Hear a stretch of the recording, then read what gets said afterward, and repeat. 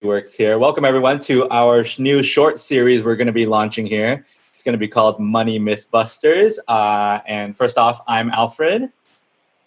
Nathan. Thanks for joining us, Nate. We're really excited actually to kind of change up the way that we do things for Compass Capital. We're going to start hosting this mini series here, and it's titled Money Mythbusters because we want to bring a little bit of our experience and education and tackle some of the common questions that we get, common misunderstandings that we see from clients, but bring it to you guys in short versions, hopefully less than 30 minutes, so that you guys can further understand what you guys may be going through on your own personal finances, okay? Again, the topic today we're gonna be covering is RSU income. So as Compass Capital, we're located in the Bay Area. So Nathan and I work with a ton of clients just around the tech sector, biotech sector, or just companies in general that offer equity compensation. Now, of course, if you're joining us right now on Facebook, it's probably because that RSU terminology already makes sense to you. Like it's already resonating. So I won't go into too much detail what RSUs look like, but more so some of the confusion that we get around that, okay? Before we jump in, our legal team would like us to read off a couple disclosures. And of course, one of the things is that this presentation or live stream isn't to be confused or construed as personal advice. This is just general education that we are providing. And we're not here to make an offer or solicit you to buy any investment or securities. It's, again, purely so that you can learn more about your RSU income. All right? Cool, Nate. You ready to get started? Excited. Let's do this. All right, so what do we talk about? When we talk about RSU incomes, the first thing that we hear is, Alfred, they've already taken enough tax, right? When you get started and I'm receive, or they use the term vested of my RSU shares, aren't they already taking 40% tax out for this? Like, that's a lot of money, right? Like, what's a better understanding of that 40%, Nate? Yeah, I mean, clients come to us with that situation. Also piggybacking off of the fact that they just had a huge tax bill. It's like, oh, why do I owe tens of thousands of dollars of tax every year? I didn't do that. It wasn't my mistake. And yeah, you're right. 40% seems like a lot of taxes. Before we get into that, just to clarify, we're talking about sell to cover, right? So when you vest your shares, the company through E-Trade or Fidelity, they're all going to sell 40% of your shares regardless of any action that you take. And then again, that's an estimated tax withholding, estimated at 40%. Now, that 40% isn't all to the IRS. There are other tax authorities out there. It's California. If you're here in California with us, it's a Social Security, it's Medicare, could be state disability that you contribute to. So here in California, at least, 22% goes to the IRS, 10% goes to California, and then the rest goes to Medicare and Social Security. So it may seem like 40% is a lot, and it seems like it's plenty. But when you look at where the IRS component is, only 22%, chances are you're married, you probably have a spouse that makes income, you're probably at 32 or 35 or 37% tax. So 22 is not nearly enough. And that's why you end up owing taxes every year. But then 10% for California is enough. And so you don't actually get a state tax bill, at least more commonly you don't. So yeah, that's a big issue that people don't realize. I mean, and people ask us all the time when they come in, like, they start talking about this. I could see on their face already that they're worried about taxes each year. And I pause them for a second, like, are you owing for federal and getting a refund for state? And they're like, how do you know? And I was like, a little bit of a psychic, but no. But I think it's really because this rule, right, this supplemental defaults kind of doesn't do you any favor. And your company doesn't really talk so much about that default. But I think there are ways to adjust for it and change it. And so, today it's just understanding that 40%, just remember, may not be enough. Sounds crazy. It sounds crazy that 40%, so much, but it may not be enough, and understanding where is it not enough. Okay, so that's probably the biggest myth we have around RSU income right there. Yeah, and starting to see some companies allow some personal adjustments here. I know I think it was maybe Apple and Google more locally to us. That's right. Allow you to have that supplemental change for you to edit that 22%. But still, on the whole, that's really rare for you to be able to edit it. So a lot of our clients may work with us on like quarterly tax estimates and things like that. So something to keep in mind so you're not surprised by that 5-figure or 6-figure tax bill come April, because tax surprises are never fun. Never fun. Yeah. Let's jump to the next one. And it's a little bit more about, now that we've covered the taxes coming in, like you're holding on to this now. Let's talk a little bit more about like diversification, right? And so I think the question that we get, or the feeling that we get, is like, you're drinking the Kool-Aid at the company, right? Like whatever company you're working at, you're like, man, this is a great, all right, we hope you feel that way at least. If not, we can probably talk about job change too, okay? But if you're loving the company, you're like, yeah, like I have all the inside information, we're working on this product, and we feel like the company's stock is gonna go through the roof. Okay, maybe that's true if you're working for Tesla right now and it's gone through the roof, but when is it gonna come back down, right? And so the thought is, my company is the best, right? Just keep it, right? So give us some thoughts there, Nate, on that. Like, how should we think about when you've received this, right? Is it just paper money? Like, how do I think about it as part of my finances? Yeah, I think a great counter question to that is, just to understand it very quickly, right? If you're receiving this, it's not any different from a tax component as you're receiving bonus in cash, right? They're basically giving you a bonus, but in stock. And so if you turn that question around a little bit, great one we ask all the time is, if this company gave you cash, would you then go use that cash to buy the company's stock? The answer is no. Then why are you keeping your RSUs, right? That doesn't make sense. We should be selling those RSUs. So just looking at it from a diversification sake, and do we want to hold the stock perspective? Think about it that way: is would you use your own cash to go buy those shares? And if the answer is no, then we probably shouldn't hold those shares. We should just turn it into cash, because you can. You do have that option. You may be subject to trading windows, so there might be some nuance to that, but you do have the flexibility to just outright sell it. You don't have to accumulate 100% of your investment assets in your company stock, which we do see from some clients. We do. And it's probably, if a lot of clients who are young on our end, this was their first job, it doesn't surprise us at all that like all their money is inside of the company.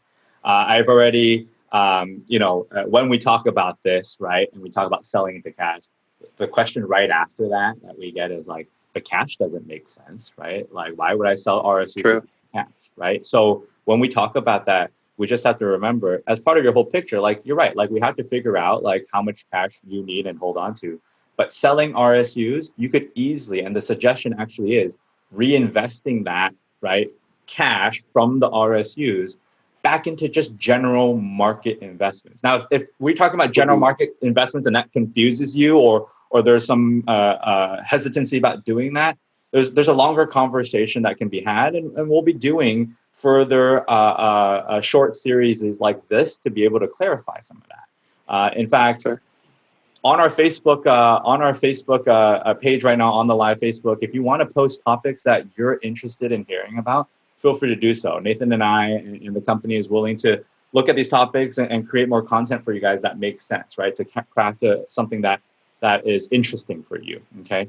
But ultimately, it's about selling those shares to be diversified so that you can reinvest in the broader market growth, right? So you're not just tied to one boat, right? It's about the whole ocean going up and down, okay? And just to piggyback off of that, we're talking about tax, right? And so a lot of people have this fear like, oh my God, I can't sell it for 365 days. I have to wait for long-term capital gains. I don't want to run into tax issues when I sell it.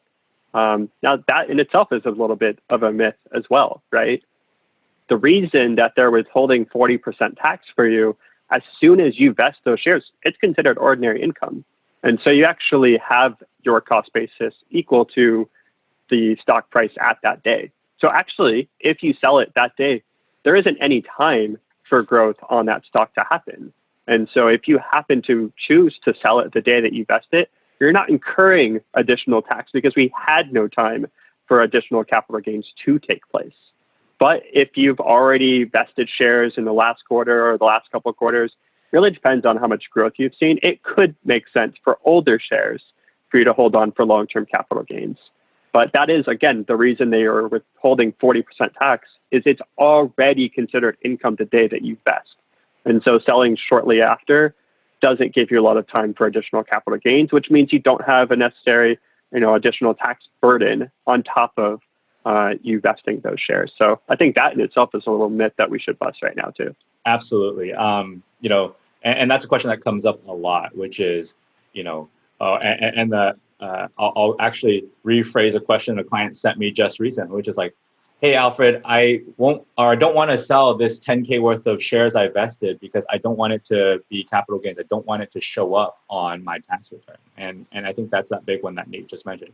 Guess what? It's already on your tax return. It's already showing up. And I think most people do get surprised when they look at their W-2, the form that shows all of your income in 1 year. If you're getting equity compensation and that those RSUs are being vested, being taken over by you, you're getting them in your account each year, guess what? Mm-hmm. That dollar times the number of shares you got that year shows up on that tax form, okay? And when it shows up on the tax form, I tell them, you've made X this year. They're like, wait, no, I didn't, right? I was like, yeah, that's probably because if you're working for some of the big tech firms, sometimes up to half, maybe less than that, but like half of your compensation is coming from shares and they're not even realizing it, right? They're not realizing it. Right. It happens often, okay? So I think for us, it's, talking to you about the true worth of those RSUs, right? Yes, there are shares, but they're also real. They're worth real money. And the IRS doesn't care whether they came in shares or dollars. It's still a dollar that they're going to tax you on, okay?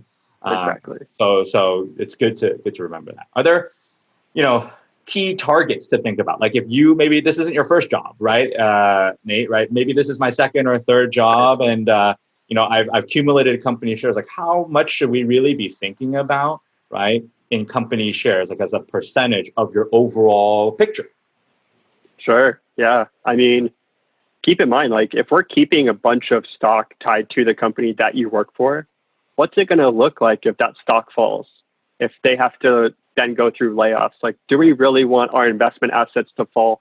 And now we're worrying about changing jobs and finding that next employment. That would be such a bad day. And I think people forget that can happen. I mean, we've just been so fortunate over the last decade to have such a tremendous market, especially within technology companies. That won't happen forever. I mean, people forget about the dot-com bubble burst. It can happen. And so our general rule of thumb is maybe 10, as much as 15% of your total investment assets tied to your company stock, which could be a dramatic change for a lot of people. I mean, it's definitely not uncommon for us to see clients come to us and get 50% or more of their investments tied to the company stock because they chose not to sell it. Now, that might have worked. Like I said, we had such a long bull market the last 10 years. That could have worked out very well for you. But at the end of the day, diversification is going to make it easier for you to sleep at night, I think. And we're going to avoid that really horrific day of the stock tanking and you having to worry about that next job. Absolutely. That makes sense. And you have to add to that, when you're at the company, there could be times in which you can't sell the stock, right? Whatever information, right, that you may hold for the company, there are things called blackout windows, right? And so you may not be thinking about it now, but as you go through life events, liquidity, so the need or the ability to access your money becomes more and more important, right? And so it's something to keep in mind that when you hold that company shares, there are some limits sometimes of when you can sell as well, right? And don't forget unvested shares, right? If you're going to keep working for the company, likelihood is they're going to, and you're doing a good job, right? So you have to be doing a good job at the company. If you're doing a good job, they like you, they're going to give you more shares. And we call those unvested shares. And guess what? Once they've granted you those unvested shares, and they do a pretty good job of enticing you, right? They show it in the account, how much, right? Your golden handcuffs, people say, like, how much is this golden handcuff worth? Well, right, that continues to grow as the share price grows, or it could go down too. But when you're selling to bring it down to 10, 15%, it's not like you're losing out on a whole lot too. You have more that you can claim on the upside, right? So, yeah, I think clients forget that all the time. Because they're like, I don't want to sell the shares because I want to participate in the upside of my company. But to your point, your unvested shares will be worth more if the stock price goes up. So you're still participating. We're just being a little more conservative and diversifying from that. Awesome. So we do want to keep these series short. That's the whole point. Like, you guys stay engaged, listen to them, and we want to talk about a lot more topics. The next one of our Money Mythbusters series is going to be talking about bonus income. So very similar to RSU income, but just thinking about how bonus income, what people tell us all the time about their bonuses and how it's taxed as well. Okay. And before we sign off today on this live on Facebook, I think one of the things that we want to bring to you is that the education portion of this. I think, a little background: when we started Compass, it's an idea that, advice should be easier to get. Like, it doesn't have to be hard. You don't need to have $1 million to get sound financial advice. And that's what we're here for, right? Is to be able to bring that educational side to you guys. And now, in a way, in a short series, that it's just little topics that we see, and hopefully that you find this helpful. And we hope to hear from you guys through the comments over time as well, to say what topics that you guys want to learn about, okay?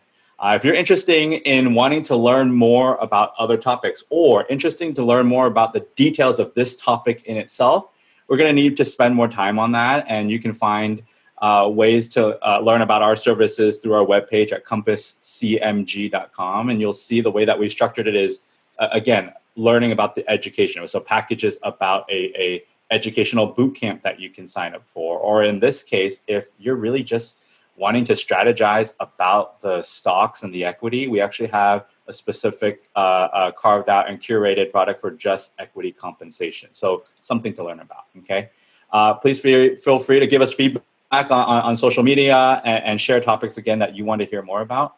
And again, I have to end with the idea that this is for educational purposes, right? And it's not specific to any scenario. And if that's the case, that you want to learn more about specific scenarios, reach out to us, okay? Nate, anything else to add to this series? I think it was something that, again, we're excited to kick off the ground here, but anything to add to it? Yeah, I think similar to this one, I think the bonus is going to be a very interesting one for next week. Again, the myth for that one is just people think bonus is taxed at a higher rate. So let's go ahead and learn about that one. I'm looking forward to it. Sounds good. Well, thank you so much for all that's joining us, and we'll look forward to having you guys soon again. Next, we're going to try to do these every week, and target a 5 o'clock time, or sorry, a Friday time around 4 o'clock as well. Okay, so we'll look forward to seeing you guys at the next one. All right. Cool. Thank you.